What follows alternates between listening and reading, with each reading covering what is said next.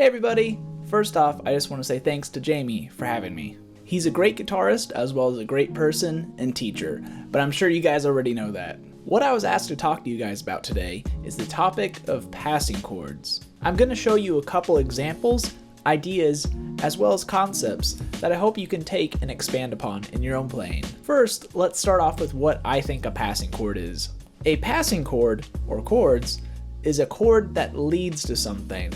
In its most simplistic form, one passing chord progression could be 2, 5, 1.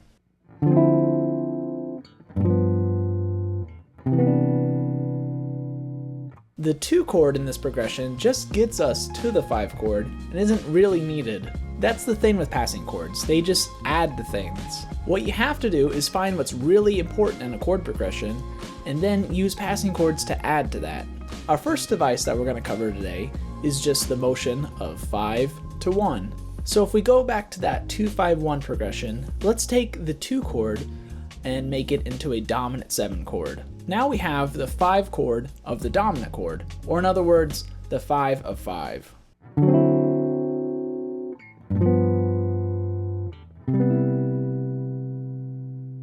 Now the first 5 chord leads to the second 5 chord, which ultimately leads to our 1 chord, which is where we're going. What are some other ways that we can use 5 to 1? Well, we could add a quick 5 of 2.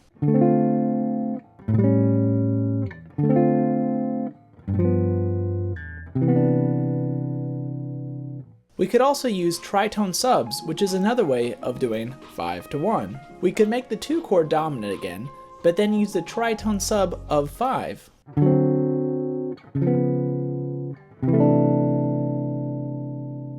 To add to that, we can do the 5 of 2 again, then the tritone sub of dominant 2, 5, and then finally 1.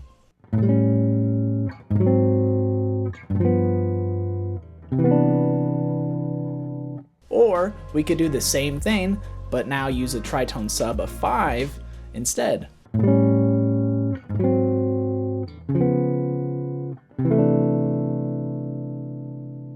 So we took a simple 2-5-1 chord progression, and then with the use of the device of the 5 to 1 motion, we added some extra chords that help enhance the pull to tonic. Now, why is this useful? Well, for one, you can use it to add interest to your comping lines. It's always good to use this in moderation though. We always want to listen to the soloist first. Another way that you can use it is in your solos. If the rhythm section is just playing 2-5-1, add some of these extra chords to your lines. Here are some examples.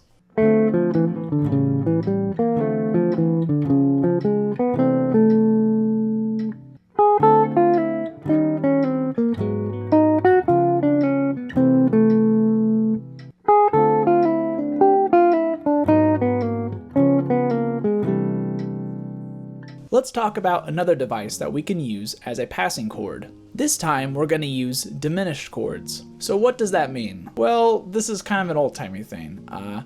This device was used in a lot of old songbook tunes, such as Smoke Gets in Your Eyes.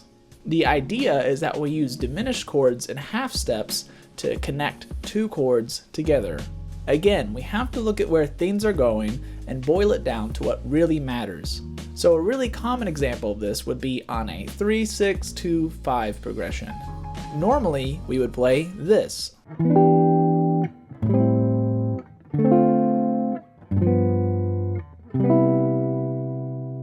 But now, we're going to use our passing diminished device and connect the 3 and the 2 chord together.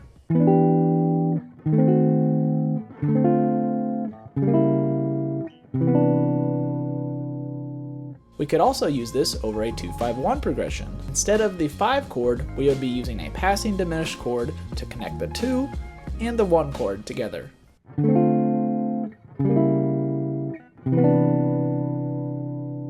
We could also use this device to expand the progression a little bit and add some delay to the resolution right before you get to 1. What we would do is take our 1 chord and make it diminished, and then that diminished chord would resolve to our major 1 chord.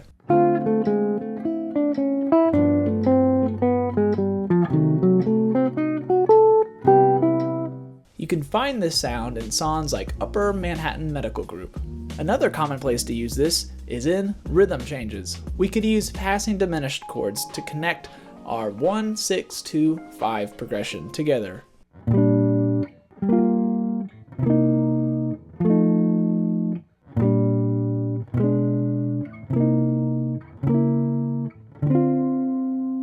Here are a couple examples of lines that you can play using this passing diminished concept.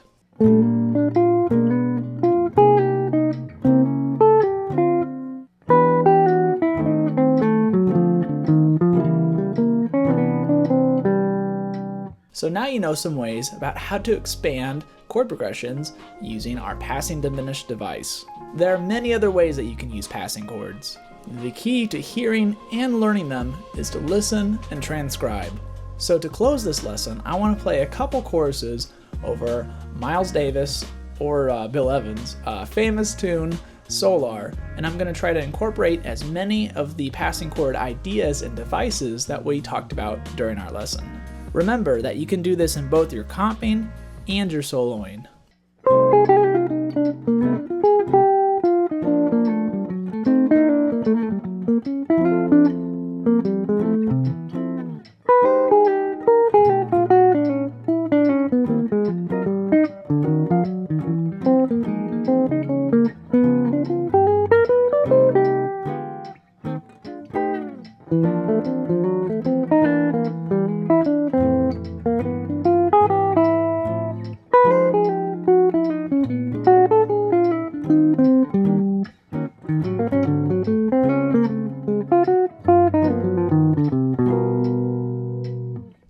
So it's come to the end of our lesson. Again, I want to thank Jamie for letting me be on here and share the awesomeness that is passing chords to you guys. Have a great day, and remember to always keep swinging.